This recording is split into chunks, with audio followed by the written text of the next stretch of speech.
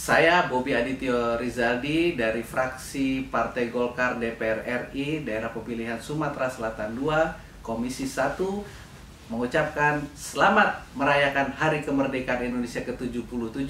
Kita bangkit bersama, pulih bersama, dan makmur, sehat, dan bahagia setelah era COVID-19 ini.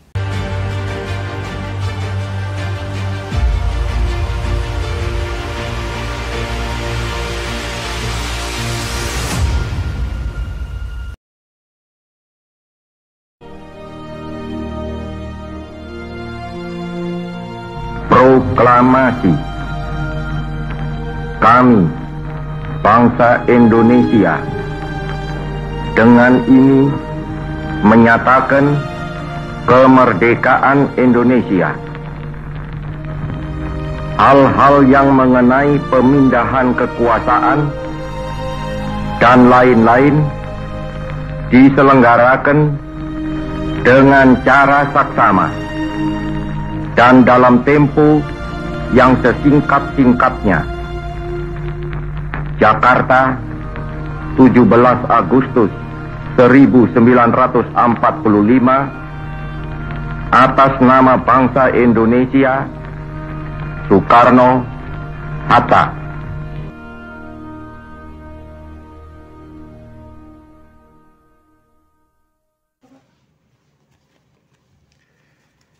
Saya Bobi Adityo Rizaldi, anggota DPR RI dari fraksi Partai Golkar, Daerah Pemilihan Sumatera Selatan. Ya, dari tahun 1945 sampai 77 tahun Hari Kemerdekaan yang akan kita peringati nanti, ini saya rasa bukan hanya sekedar sebuah perayaan, tetapi juga adalah rasa syukur seluruh rakyat Indonesia karena dalam waktu 2 tahun terakhir ini terkena tantangan global.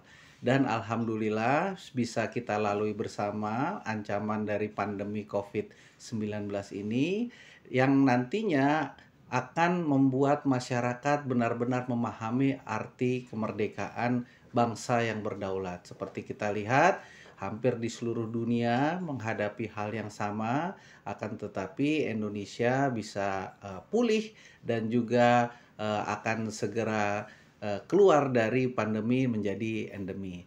Dan makna kemerdekaan ini perlu disikapi sehingga nantinya kepada masyarakat dan juga seluruh keturunannya bahwa bangsa ini bisa pulih dan bisa survive dalam menghadapi tantangan yang bukan hanya tantangan skala nasional, lokal, tetapi adalah tantangan kelas dunia.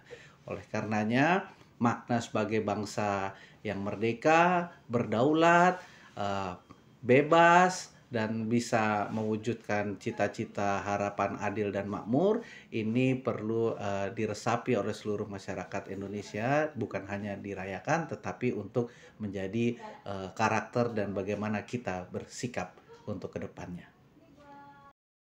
Komisi 1 DPR RI adalah membawahi pengawasan dan dalam fungsi budget atau anggaran dan juga legislasi untuk mitranya yaitu Kementerian Pertahanan, Luar Negeri, dan juga Kemenkominfo, dan juga fungsi dari Badan Intelijen yang selama ini mendukung posisi pemerintah dalam memastikan bahwa seluruh kebijakan yang dibuat oleh sektor-sektor tersebut benar-benar memberikan manfaat yang positif bagi pertumbuhan ekonomi di Indonesia. Contohnya dengan dinamika hubungan luar negeri yang sekarang bukan hanya oleh pandemi, ada hubungan dari perang Rusia dan Ukraina, kita memastikan diplomasi dari Kementerian Luar Negeri itu juga membawakan hasil yang baik. Indonesia menjadi presidensi G20 dan juga sebagai leading sektor dalam upaya